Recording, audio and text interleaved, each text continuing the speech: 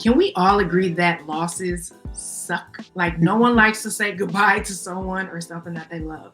Losses can leave you feeling sad and numb, almost like you're living life behind a glass window and watching everything else going on around you.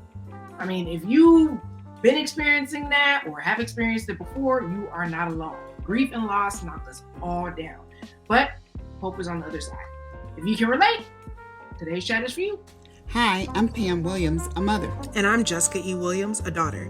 And this is a mother and a daughter truthful chat, where we discuss our 35-year multi-layered relationship.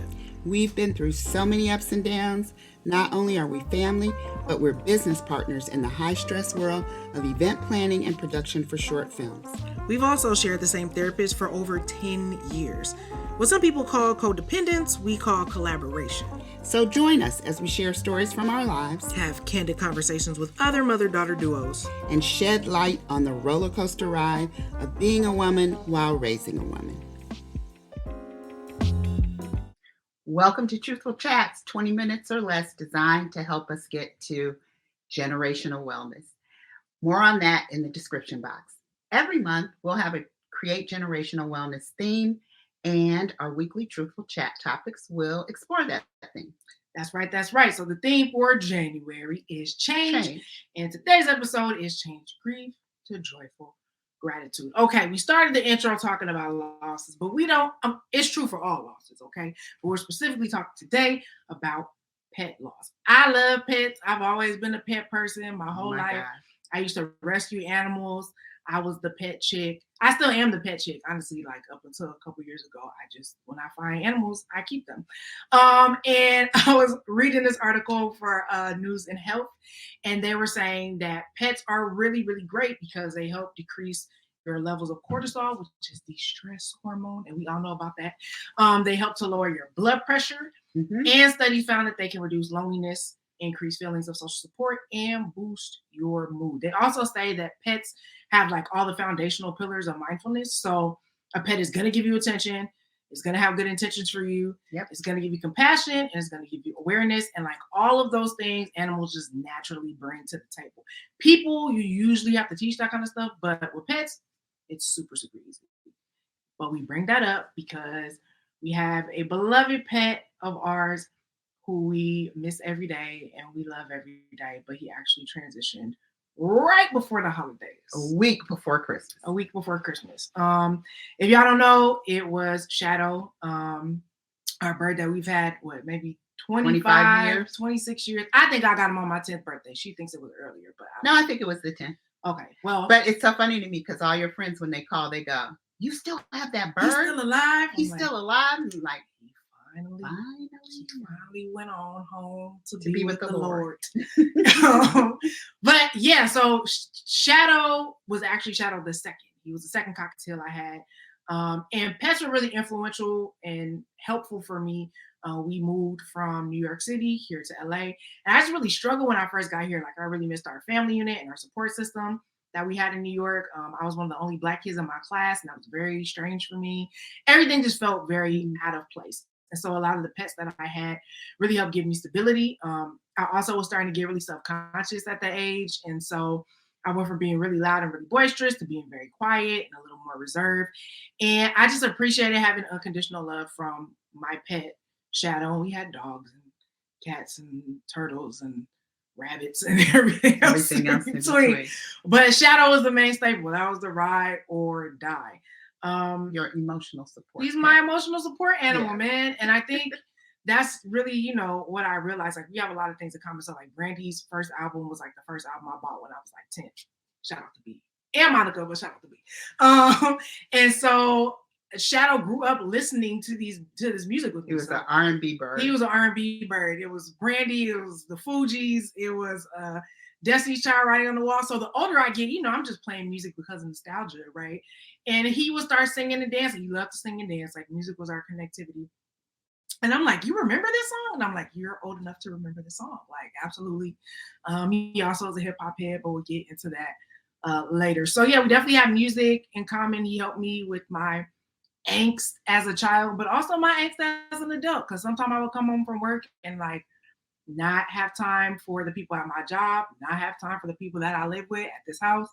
And so he was really my emotional support animal through all of that. I have to explain anything to him. I could just go and pick him up and we cuddle and have fun. Or sometimes he was not feeling me, and that's the honest truth. Sometimes he was like, sis, I need emotional support. And you're not it. You know what I mean? So, and he was the welcoming committee at our house. Like up until, recently, if you knocked on our door, he would start screeching and hollering and be like, someone's coming on the door. And, he'd speak to you. And when we were in lockdown, he would speak on our Zoom meetings. And, he was the center of attention, the life of the party. So he's a big part of our family environment. So I think the thing I remember the most, as a parent, when your kids get to be old enough on Saturday morning to get up and get their own cereal and your own this, that, and the other, that was I think you guys used to bond the most during that time. Saturday morning cartoons. That was it. I could lie in the bed and I would listen and I'm like, oh, Shadow's up, Jessica's up, they're watching cartoons.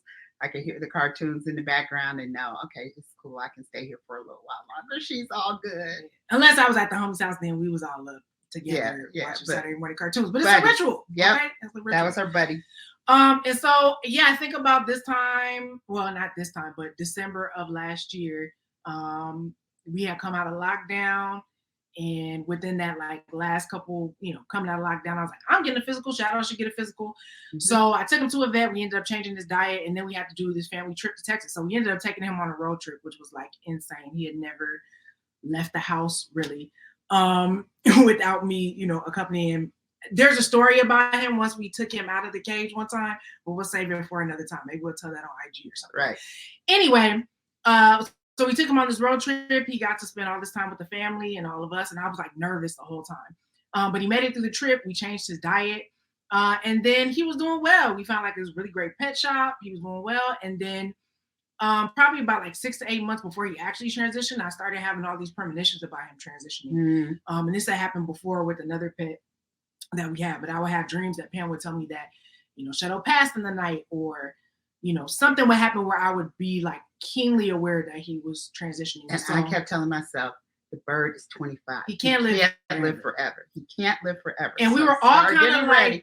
And your dad said it was the same thing. He can't live forever. Yeah. After he transitioned, we all started having these discussions about how we all kind of knew it was coming. So I was grateful to God to have the heads up, but that didn't make it any easier. Mm-hmm. The day that he actually transitioned was a very regular day.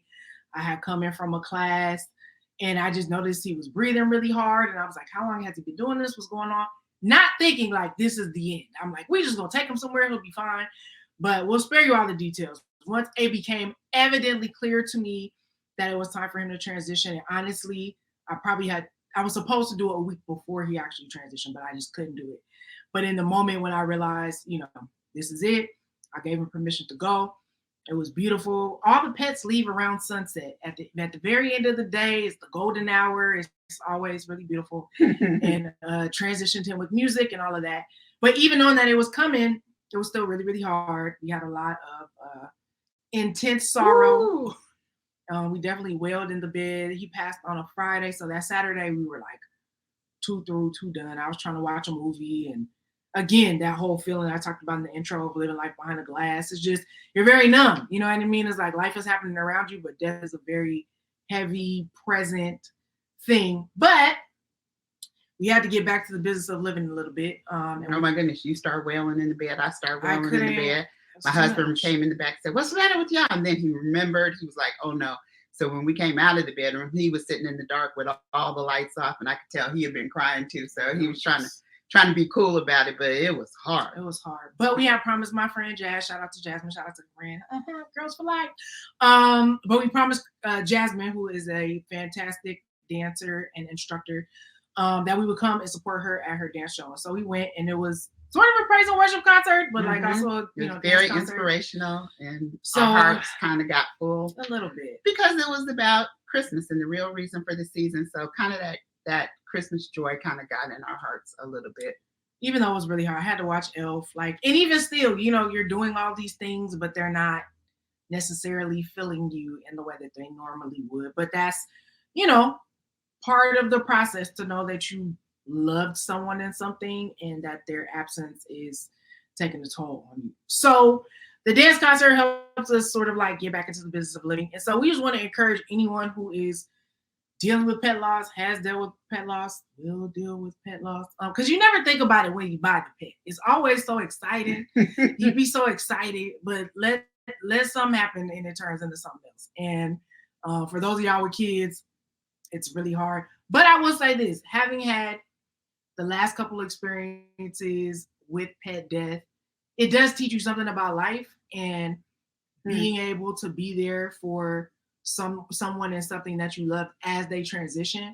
I don't know, it develops this sort of like interesting thick skin and resilience about your personhood. So I'm not gonna say it's easy. I'm not gonna say it's great. Death is actually quite ugly if you've seen it up close, but depending on what you believe, if you believe there's something else and hereafter, like I think all of my pets are watching my mansion in heaven and running around the house because I'm not telling them to get in the cage. So they watch the house until I get there. That's how I feel. You know what I mean? So encouraging you, if you have had pet loss, feel your feels. I think in this article I was reading about the Humane Society, they were talking about how often pet loss is hard for people to figure out because it's not a person. And you don't have to explain to us because we pet people, we understand. But some people are just like, it was just a dog, or it was just a bird, or it was just a cat. But it was my bird, my pet cat, my dog, my rabbit, my whatever. Some of y'all do snakes. I don't do the reptiles. But whatever, that's your emotional support animal. So I think just giving you permission to be able to grieve the way that you grieve and don't have any problems with that. Feel your feels. And then again, we've been talking about it. Pets help and animals help with companionship. They're a lot less complicated than people. Acceptance, emotional support, and unconditional love. So, you know, when any family member dies, you're going to feel something. And just because that family member is a pet doesn't mean that you don't get to feel your feels. Yeah, you don't feel it any less. Yeah, you don't feel it any less. And I think that you also have the opportunity to understand that after the loss comes gratitude, right? I'm very, very grateful to have had my son for as long as I have my son. I love him. I love him dearly. I still talk to him and, you know, tell him I love him. And I told him when he was transitioning, like, nothing's going to separate us. We're bonded together forever. Like, there's nothing to separate us. We had him aquamated. He's in a little urn. He's in a cute little urn. Right here. So people can still acknowledge him when they come to the house. And then that's, I think, how you know you're grieving well. Is like, yes, there's sadness attached, but also eventually happy memories will come. Songs will come. Like, every time we hear Backseat Freestyle by Kendrick, Lamar. Jam. That's one of his favorite songs. And that album, that was the 10th anniversary of that record. That was his jam. All my life hey.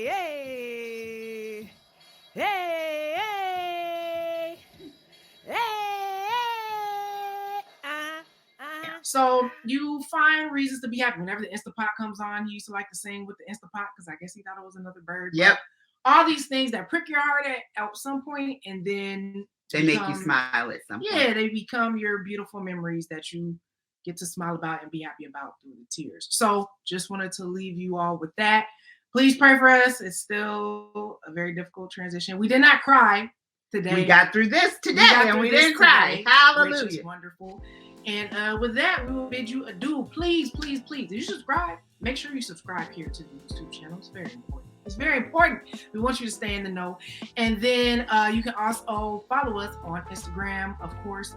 Like us on Facebook at Create Generational Wellness. We are at Create Generational Wellness on YouTube, Instagram, and the Facebook. I know I sound very old. And it's also in the description box. So with that, we will bid you adieu and we'll see you next time. See you next time. Peace.